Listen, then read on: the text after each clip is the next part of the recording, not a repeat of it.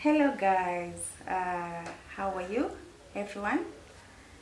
Today, welcome to this YouTube channel. We are still continuing to discuss about love, marriage and relationship.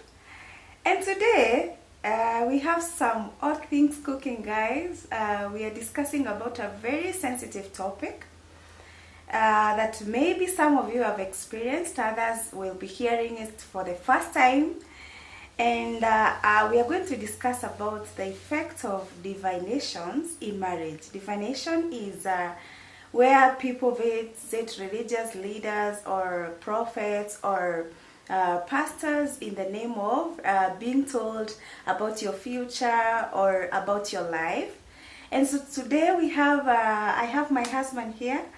Honey, please say hi to them and say something. Hello people, how are you doing? This is Linus family.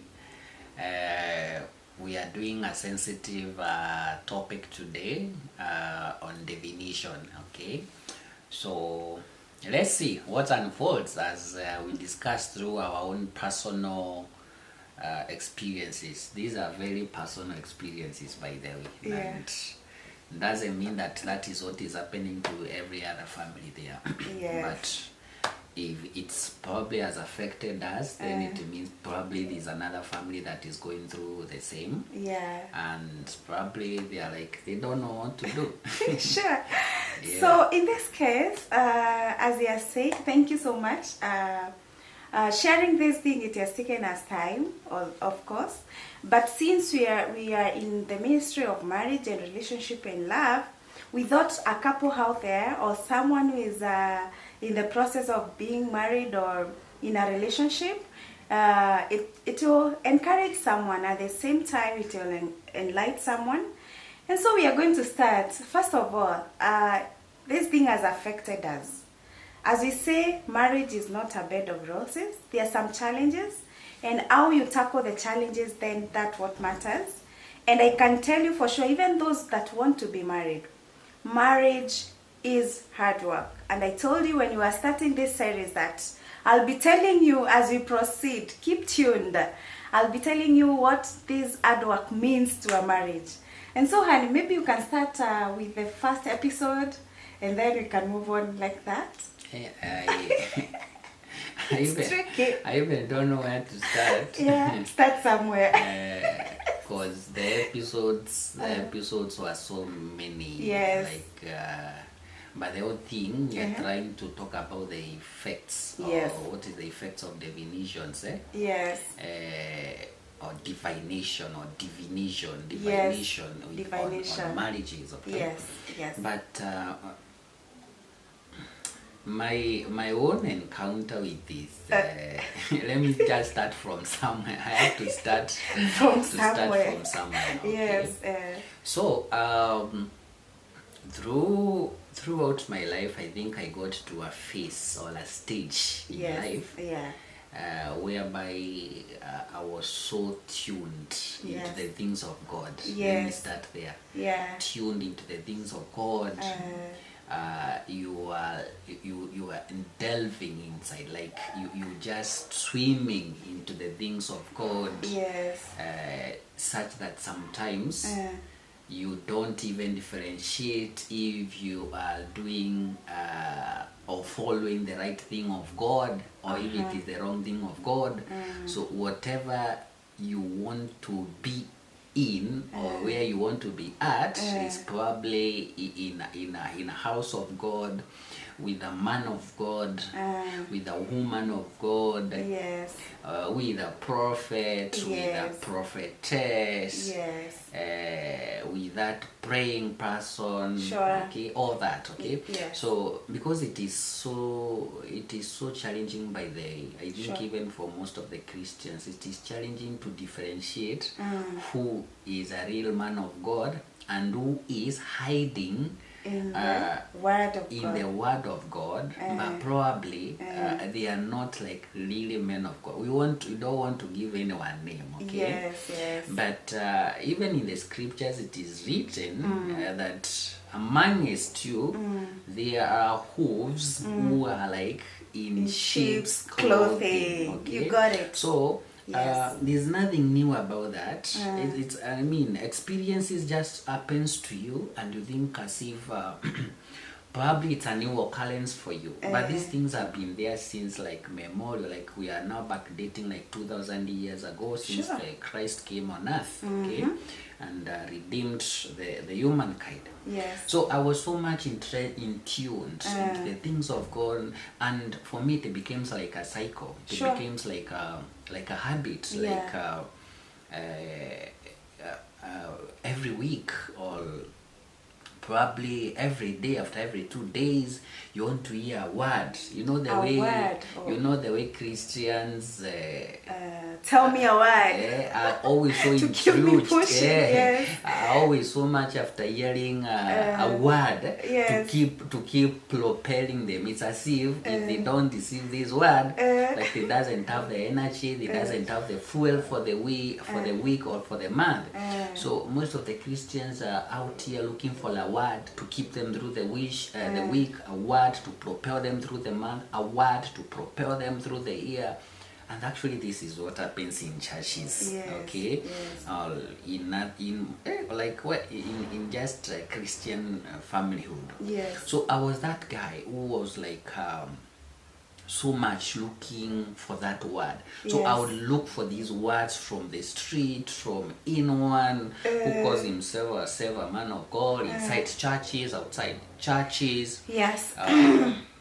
I mean, for me it becomes an habit, and you see, when a habit becomes when a behavior becomes an habit, it becomes part of you. Yes. And you don't know if you are doing the right thing or if you are doing the wrong thing. Yes. You are just approved the habit from inside. Yes. Okay. Yeah. So how did this affect my marriage at that particular time? Okay. Yes. So I remember like for like some instance here in Nairobi, you know the way you go to one prayer center to another prayer center, you talk to some believers and you get connected, then one believer tells you, I know a particular place where you can go. I know a place that a particular man of God prays for people very well, and they give you the direction or the course of life. I can connect you to this place, visit it. So that is how I would get my networks of moving from one place or one man of God or one woman of God to another through the networks. Because as you are sitting to see the man of God or the woman of God, remember you are having conversations with the people who are talking. So they will always tell you, me I'm from Nakuru, me I'm from Meru, me I'm from Mombasa, there's a place I went there, that place is good, blah blah blah blah. So people keep on building the networks and moving from one place to another. So there's a place they used to be visiting so much, I think around Kariobangi, okay? Yes. And my experiences, of course, everyone knows and everyone sees there are red signs. Even, the red flags. Yeah, we see. Yeah. But I think we ignore. We ignore those red signs. You can see from whatever you're observing, what is being done, the things that you are being told, you can see red flags everywhere, and you can actually see like you feel you are messing, but you don't want to believe it or you don't want to accept it. So I would go to this place, like for me I would go to this place once a week. There's something allowed in a Christian circles they call huduma in Kiswahili.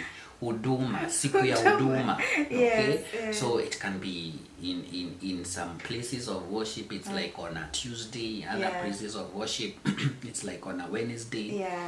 Other places of worship, it's like on a Thursday, Saturday, sorry, etc. So I'd go to this place consistently on, I think, Thursdays or Wednesdays, and a particular day like that. And now, you know, people actually search for these words. Like the church would be filled, like 60 people are waiting. You are entering. They are queuing. You are entering, you register your details there, you are like number 63. And like you stay there from 8 a.m. or 9 a.m. all the way to 4 p.m. before your turn comes. Yes. Yeah. And you're like, why can't you pray for yourself inside your own house? Why is it that you have a lot of faith that it must be another man who wants to pray for you? But this is man of God, so you have are you not a man of God? No, also? you see, there are those people that are anointed by God. So by you staying there, you believe this person is really connected to God, and you know deep in your heart this person has been chosen by God. So by staying there, I can't judge them, by the way. I know, but you Yes. see, it is actually like transferring your level of faith. It's actually transferring your faith from you to someone another else. person. Yeah. And actually, people believe that if I'm prayed by another person, I'm going to be healed. My marriage is going to stand strong. My business is going to pray. But remember, you can hold on your faith and pray for yourself, because the Holy Spirit indwells in you, and you receive the answers. Only that we have delegated this responsibility of Christian doing the hard work. So like we don't want to do the hard work ourselves. We want to delegate that responsibility to a man of God to do. And that is now where the people become victims. And I of so understand many that things. also because the men of God, they have their own issues they're dealing with. And so they can't pray for everyone. Of course, they pray for everyone, but not all the time they will like take your case and pray for it. And imagine, for example, if you believe it's only the man of God who can help you pray for your things, then all your hopes are pegged on that man of God. And that's why then you find so many people are taking advantage of it.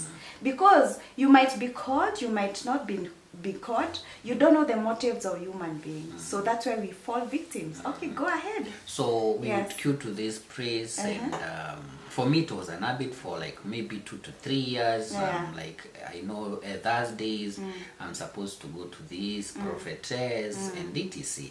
Now the things now, what is so difficult to discuss here is the things that you told. You received. Okay. Yes. The things you told most of the time. Okay.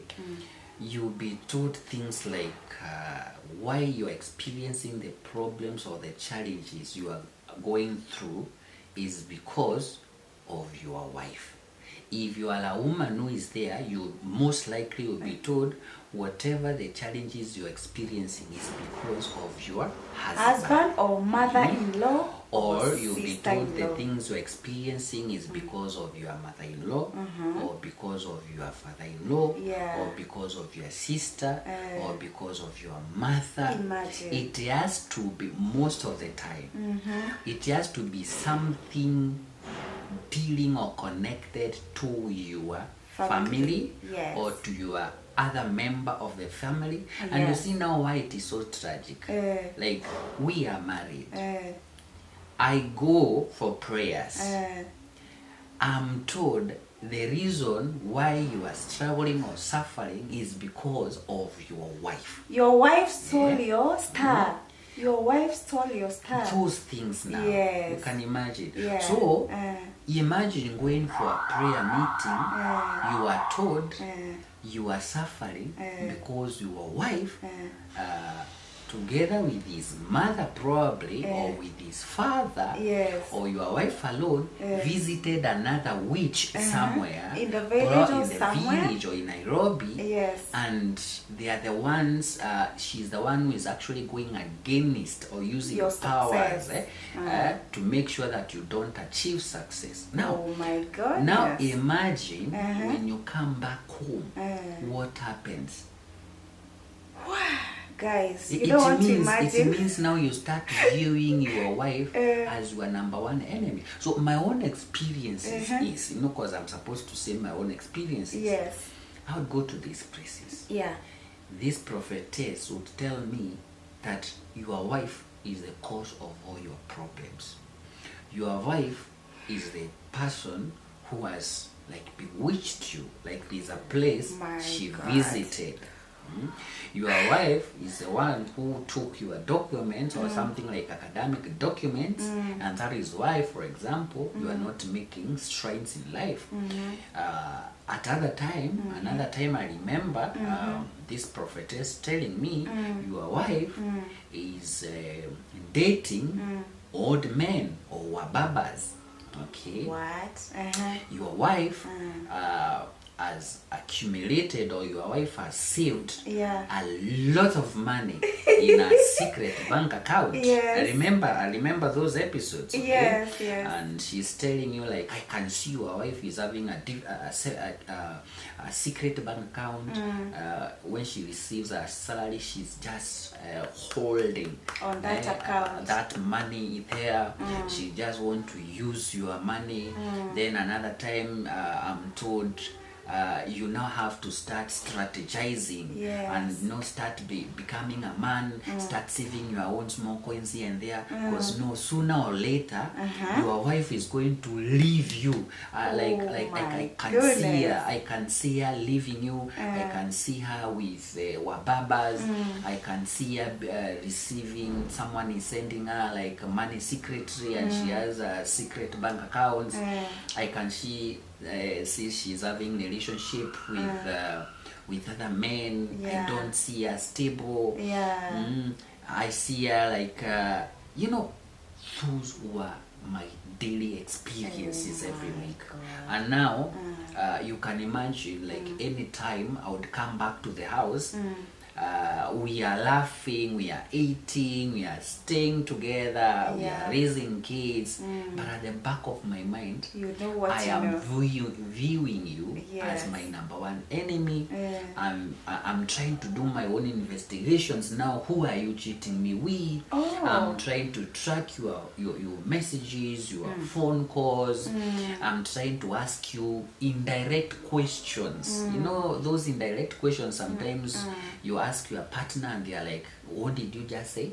Because like, I want to, because now I'll not come with the courage to tell you that I am from a prayer meeting and I've been told, one, two, you three. are cheating on me, you are having secret money, you are planning to move out, you like took my documents or my business documents and you took them to another witch doctor or to another diviner, because there's a very thin line differentiating between a real man of God and a diviner. All of them are in suits, and all of them Bibles. are in clothing, all of them they have churches and all these things. Okay, so I would come back and I'm trying to ask indirect questions, and for those years, of course, as you are saying, marriage is not a bed of roses, and I think for me it was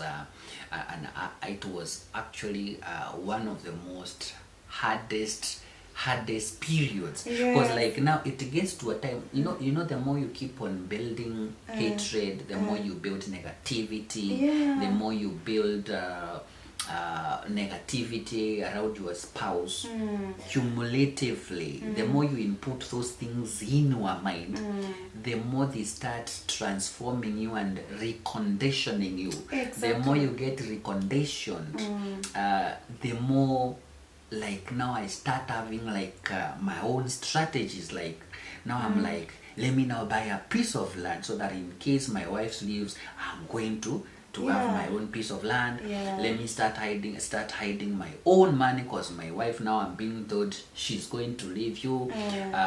Let me see how I'm going to buy my car so that if my wife leaves, at least I'll be having like a means of transport to move from one place to another. Sometimes it even comes with a temptation. Can I start dating also secretly, so that when my wife leaves, at least I will have a fallback plan, or someone to support me emotionally and all that. You know, those are the things that come up across. And I always try to imagine, if this is what I was experiencing, all the people who visit such places of worship, I also bet they also likely experience the same, because the script, I can imagine the script is the same. And now the issue here is these places of worship that camouflage themselves as having the real men of God. You can imagine, for example, like the assignments which they have, because they are operating from the kingdom of the darkness. And we always say the devil comes to kill, to steal, and to destroy. So you can imagine the main purpose of these places is first of all to destroy a family. And when a family is destroyed, the kids' life are shattered, your own life is shattered, your own husband's life is shattered, your husband's life is shattered, and like really our whole generation is affected, or like you just destroy that generation. And you see, that is their main assignment, I bet. Like, for example, why would you go to a man of God, a true man of God, and they tell you start having strategies in place to redeem your life? Start preparing to be left. Like, it's unfortunate. Like, is that how the kingdom of God is supposed to operate? No way.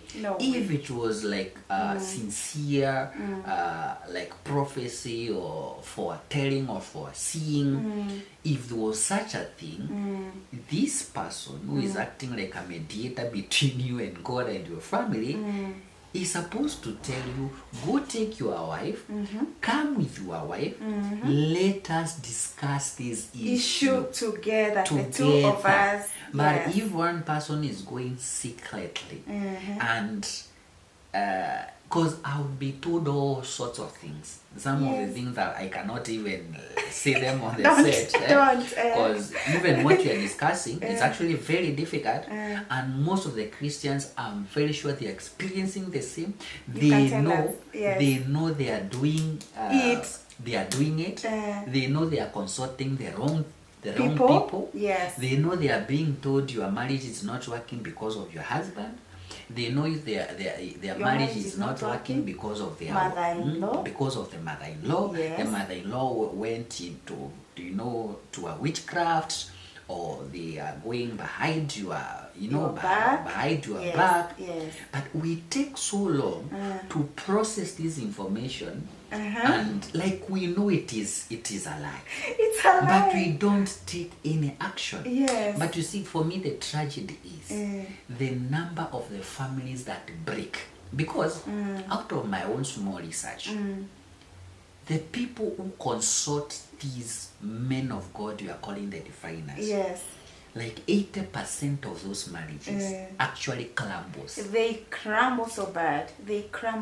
Like, for me, I would say it was by the grace of God and logically taking appropriate steps, or consciously taking a decision and now saying enough is enough. Because I remember, like, how what made me to take a bold move was one time I felt like, now I think this marriage is not going to work. Like, this is I have an enemy. This is my enemy in the house. I think I have an enemy here. This enemy just pretending for the last like 10 years. And remember when you're feeling like that, we've never argued. We argue over small things like, those are the babies brushing their teeth? Where is my shoe? Those are the arguments that we used to have. The arguments about money, we never used to have. You don't the have arguments about you're coming late, who have you been? We don't have, because we are accountable of every coin that comes in the house. And he knew my payslip. I knew his payslip. So I was wondering, how is my husband behaving like this? You didn't have time to sit down. You didn't want to discuss. Like, you judged me and you're bottled up. You're like, I'm asking. There's a time I remember that we had a small argument, and which was not even a major thing in the house. It's like maybe the baby slept and you didn't give medicine or something like that. And you bottled it up and you're like, baby, I think I have enough. I've got enough. I think this marriage, we can end it. And you just left like that. I was wondering, now, you're saying we've been arguing. For what? There's no major issue. Like, let me tell you, my friends, marriages break not because of cheating most of the time. Because of small things, of which these small things, mostly, they can be solved. Because what we didn't have with my husband here is communication. There's no day that we sat down and discussed it. And because you've been told secretly, I could see him coming with salt and water. But you see, yes. you know, you cannot come to discuss those things publicly with your wife after you have visited those places, because they will tell you things that are that look very scary about your partner. Yeah. So do you expect me to go to a place of worship, then I come tell you in the evening I've been told that you are cheating with me? Mostly husbands or the wives, they will not tell their partner such stories, because I mean that will be like actually breaking the marriage. Like I've visited a place, I've been told like you're having wababas, so if I come and tell you head on, I mean it's actually me who is splitting the marriage. Yes. But I think how they operate, they feed you with this negativity until your mind itself prepares itself over a period of time, and you start now raising up small storms, small storms here and there, small storms, such that now you keep accumulating these small storms until your spouse now feels for sure we are having problems now in my marriage, and these now storms now they have become so big over time, because you see, even when a marriage is breaking, I will still not confide to you what I was told. I'll just start bringing small issues here and there. Over a period of 4 to 5 years, these small conflicts will grow to be a big thing until each of us, we are fed. Like now, anyway, this marriage cannot work. But to see what is breaking the marriage is not the communication barriers we have in the house. It is because of external what I was told. And even when a couple is separating, the husband will not tell the sincerity that we are separating because I had this and this. No, it will be because of like me coming here with some bit of now negativity, this information I'm hiding behind my mind, but I'm trying to bring those issues in directly to start causing storms, so that even when a marriage breaks, I think some people sit down later and they're like, by the way, my God, what was happening? What really happened? What was wrong with my life? Because I mean, I'm sure you have heard of people who quit the marriage and they are like, what was happening? They want to come back again. So you are asking, if they left, why do they want to come back again? If you ask them logically, what was their problem? They cannot even explain what was the problem. Yeah, because I remember, like for example, those times, I was wondering, even most of my friends knew that my husband is good. They knew liners.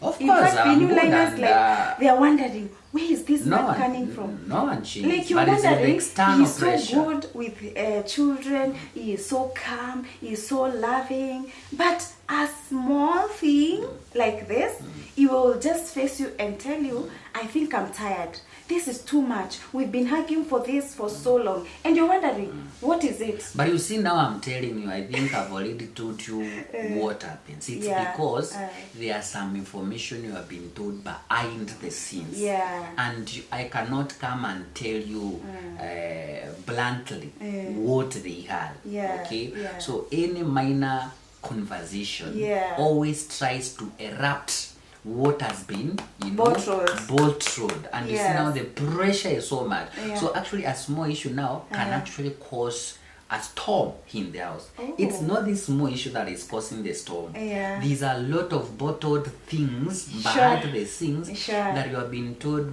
from several places. By the way, as we continue to share our story, please give our video a like. You can comment your own experiences, and as we continue, so just keep on.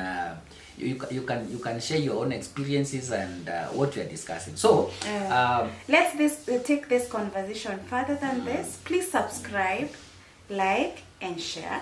We have this story continuing. We have more stories on this. Please stay tuned. But this story is so it's a long story and a beautiful one. It's a very long story. Like we're not yet even done discussing like episode 1. Yes, we are I'm not still yet in halfway. Kariobangi. We have many other like 20 to go. Man, So you can imagine.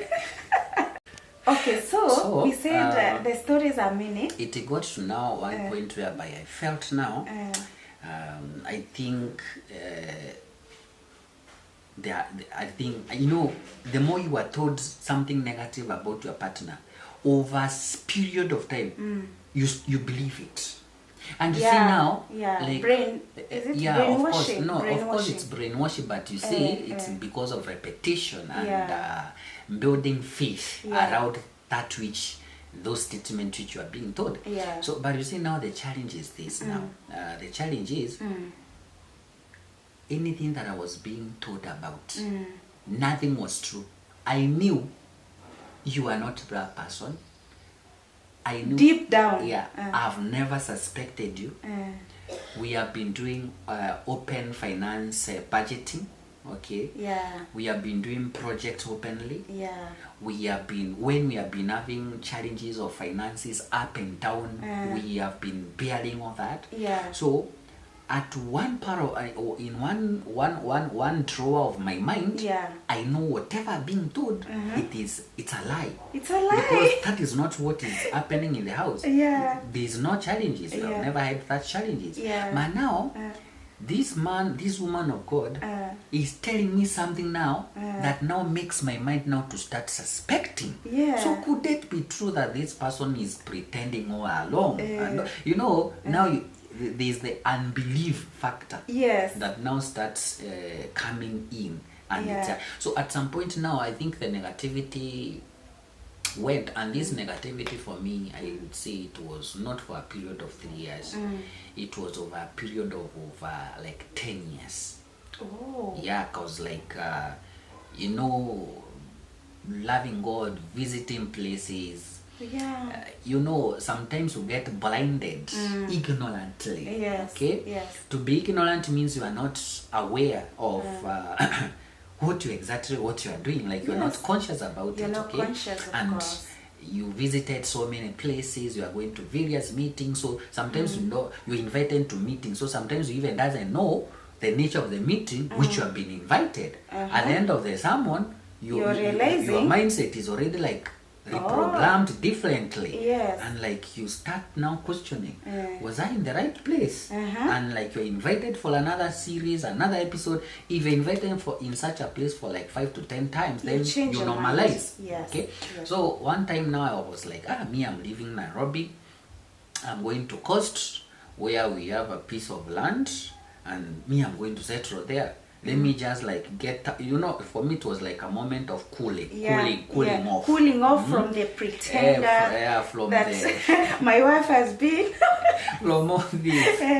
And before that, remember, there's the issue of the car. Guys, no, we had that's car. Another episode.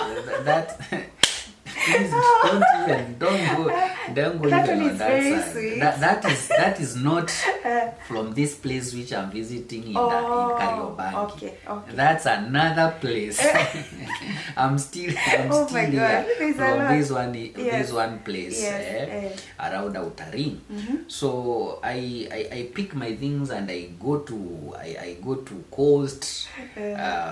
And you're going to have fresh breath. And I'm going to take fresh breath. Remember, you're saying that it's better you go farm. So I was okay with it. I'm already doing that, and I'm going to expand my farming ventures and all that. Plant more crops. But you see, deep inside me, I was like, let me get out of this. It's so much. It's so much. Like, is it true? But like, now, when you figure out all things, like, have you ever suspected your wife cheating on you and nini? There's nothing like that. So actually, the diviners, they cause conflict in your own mind. And remember, for me, I think that is that is the mandate they have. The main goal they have is actually to break families. If you ask me, they are going to feed you crap Until until you break your you family. will become more miserable. Thank you. I am Poor. yet to see someone who has visited diviners for a long period of time And succeeded and in their life. life was transformed. No way. It can't be. Even the Bible In says, reality, yes. it's actually the opposite. A lot of things. Because now, even financially, they are going to drain you off. I remember at one instance when we were struggling in the house. Not really struggling, those financial moments in the house, like it doesn't have so much plenty. You are not lacking, but you are just in here, you can pay the bills and in, but there's no extra money for whatever. Yes. And I remember at one point, I took 35,000 shillings I remember. to that person, and you are not taking good care of your wife, and you are not taking Let me good comment care about of that. your children. No, but don't over comment.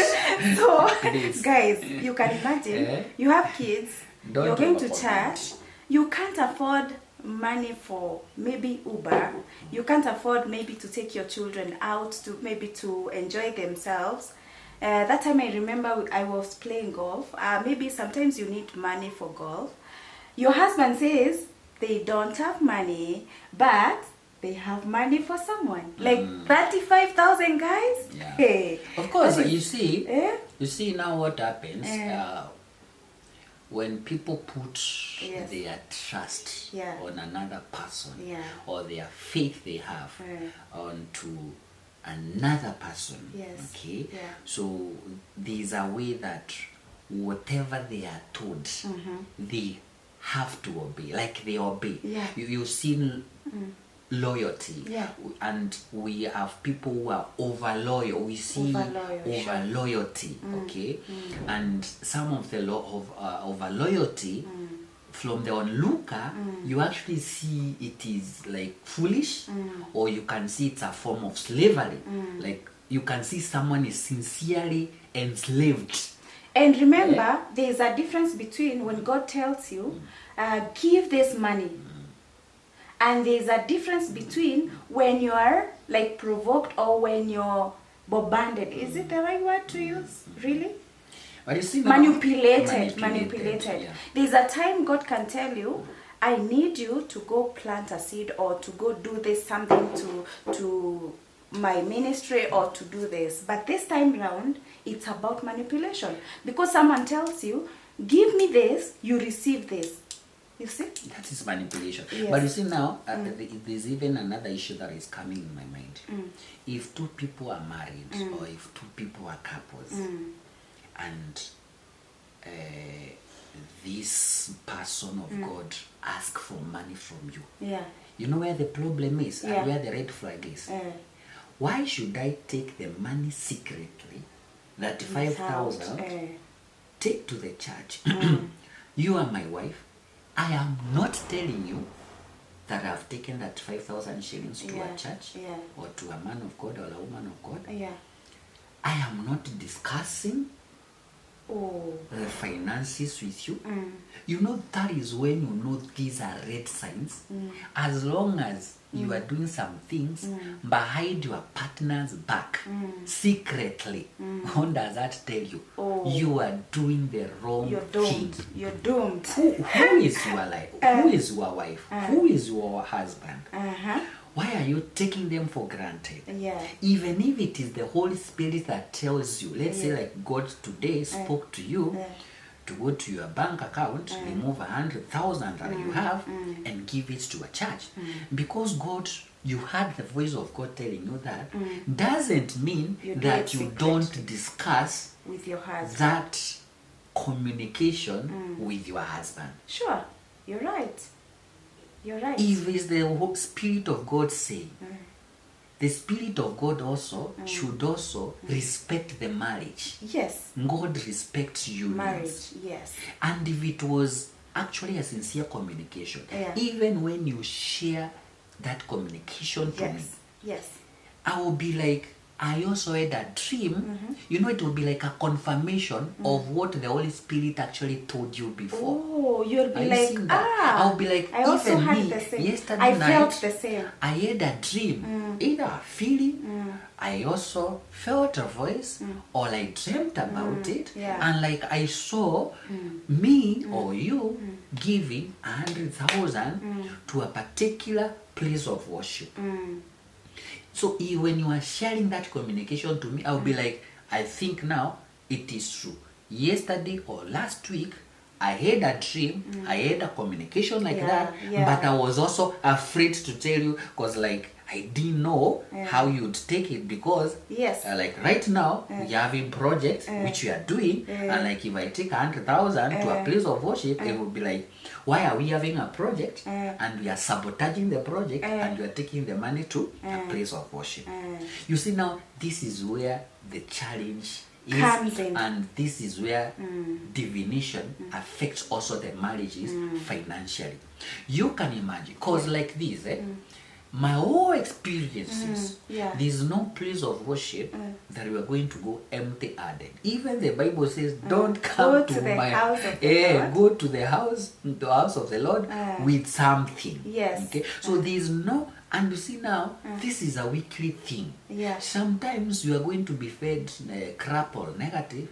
In your house, probably you have kids, they have not taken milk. You have school fees bills, you have not paid. Fruits. You have fruits or medication, you have not bought the medication for your children.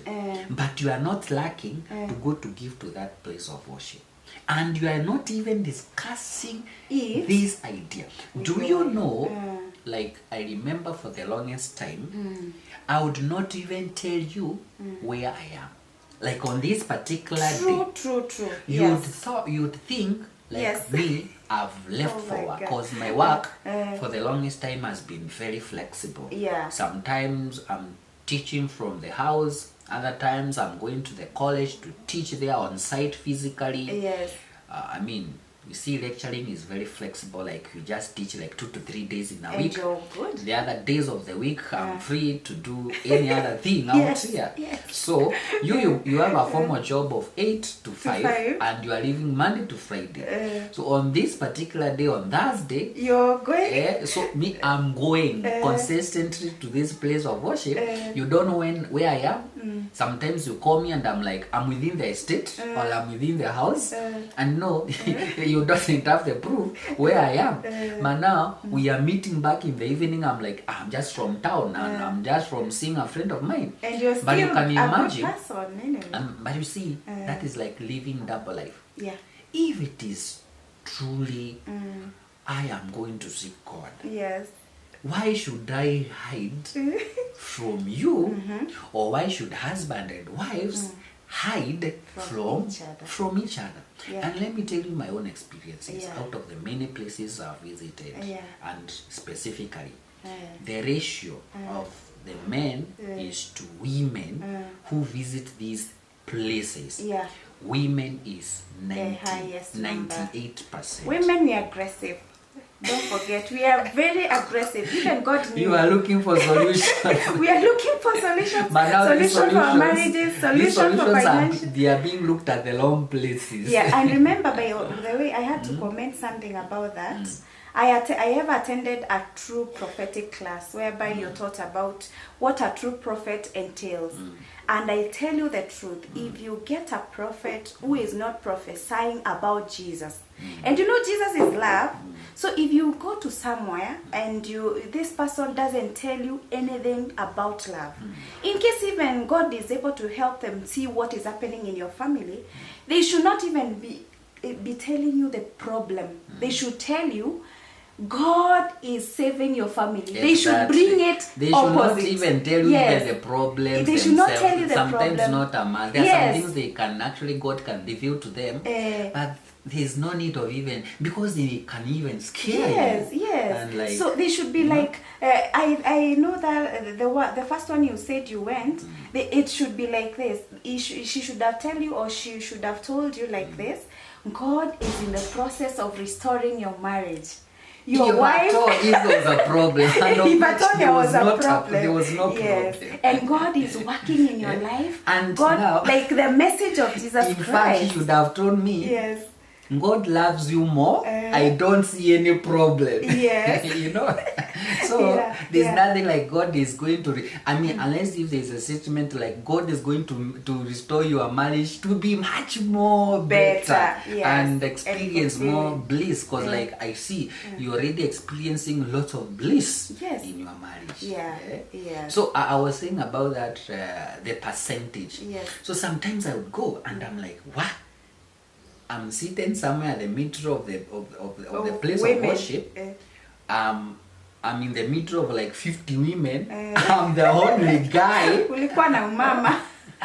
Hiyo ni umama. And I'm like, God.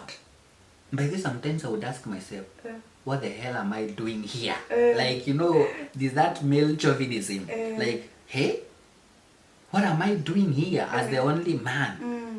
But you know, at that point you feel afraid to stand up and walk out. Oh yeah, and you know, at other places, there's a way people are just being told, you just keep praying for yourself. So no one is even engaging with a conversation with another person. You're just seated. Every person is entering into the office. The office, one person at a time. And you have to wait here outside. So even doesn't know what is happening inside. And I'm telling you, those are different experiences. Okay. Yes. So the number of men compared to women, the women are much higher.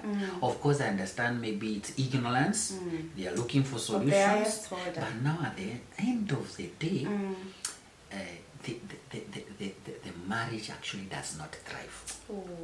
The marriage, and I think we have been seeing videos. There are some videos that have been trending of late about women being prayed, kupakwa mafuta, nini. Do you know those are the real practical experiences that happen in these places of worship? Some of the instances are very extreme and scary. They cannot be talked about verbally, but I think through some of these online leakages and whatever, we can learn. I think we have learned from them and we have experienced like this is what happens. Okay? So back to my story. So I left Nairobi, went to Coast. I started doing my farming project, but you see, at the back of my mind, I was like, I don't want to be near that pretender. To be near that pretender. This person has been but at another bottom of your heart. At the bottom of the heart, whatever you call the bottom of the heart. Where is the bottom by the There's nothing like that. Heart is like the shape of the heart, but so then at the when bottom. you talk of the bottom of the heart, it's just your own feeling, okay? So, or your own subconscious conviction, okay? You know the truth. But they ever knows the truth by themselves. No, I mean, you know, Christians go to these places of worship for a confirmation, to be told, do you know whatever is your mind is true? It is true. So you know what you're supposed to do, but you are like, you doesn't have the self-confidence about what you are thinking or about what you're feeling. So I would actually at the back of my mind know this is wrong. Whatever I'm doing is wrong. Whatever I've been being taught for those many years, it's wrong. It's baseless. I would know inside me that I'm making the wrong decision. I should not like get out of my family or abandon my family. I knew, and I think it got to a point. I even didn't stay for long. I didn't stay for long. You didn't stay for long. And I remember before that, before you talk about that story, you used to ask me, but I didn't know the reason, by the way. Why are you reluctant going with me to the woman of God? And I was like, me, those people, because I had a very bad experience about them. I ever met someone when I was in primary, and they were telling me how my auntie was like bewitching me. So, and then when I went to another family there, I heard them saying, those people, they don't talk the truth. So I had that simple mentality that I can't visit them. So my husband was feeling, this is a confirmation. That's why she even doesn't want to go. And that's why he could go without telling me. Because in the first place, I was like, I can't go. So that really shows that I'm a witch. I've actually been. You see what happens? Yeah. These are people who have perfected their game. Yeah. They have perfected. Like for me, like if like today I decided to con people, there's a script I'm going to rehearse in all dimensions. In all dimensions. Yes. So when a person is coming, there are some questions I'm going to ask the person, and they will not be knowing if I'm trying to extract data from them indirectly. Sure. You saw the way you visit some of these places and like the way they ask you questions like where does your wife like go to the places of worship as well? If you say no, now that becomes like now an avenue for that person now to tell you, you see now what I'm telling you, you see now, that is why, like, it's not, that is why your wife is reluctant about, and probably your wife is not even, you are not even, it's just like, you are subconscious about that, and nothing wrong about that. You are a career person, you are working from Monday to Friday. Where are you going to get all this time? You are a prayerful woman, you're seeking God. I was fasting, you're seeking God at a personal level. Yeah. And that is what every Christian should be taught. Because like I'm very sure most of the Christians, they leave the burden of prayers to their pastors to do the work. But when they come back home, like I'm covered. There's this concept of like you covered she from prayed jam. for me. She prayed for me. I'm covered. I don't have to covered. pray. Doesn't have to put which is a wrong version of prayer. So anyway, I After go stay there for a few weeks, and I realized now this is wrong. I have to take charge. That moment of truth, and when you accept the truth, and when you face the truth, and when you confront the truth, the truth and the things that you have been hiding. So I remember I came back to Nairobi. I had already rented a house there. I even didn't pick anything. You left. What I was doing in the farm, I put that njembe right there. But I can assure you, I put the panga right there. The household or whatever things that I had bought, I left them right there. Like sincerely, the people that I had interacted with for those 3 weeks, they didn't know where I have gone. Because I even didn't take a shower. I didn't prepare. You just left. The clothes that I was in the farm, I just left, like, the way someone gets out of the farm and they're like going to the shopping center. Yes, and you disappear. I didn't close the house. I didn't know anything. I had paid the house for several months. I didn't take anything. Literally, the djembe, the panga, the household items, I left everything intact. I'm very sure those people, they were wondering, who was this person? Who was this you person? behave like a mad I behave like a CID person. The way someone comes here, he says, I'm from Nairobi, I bought these acres of land years back, now I've come to farm them. But 3 weeks down the line, that person disappears and vaporizes. It's only one person, a neighbor, who had my number. So he calls me after like 3 or 4 days. The house is still open. The njembe is on where I was stealing, is still there. Like, man, my friend, where did you go? I've not seen you for 3 days.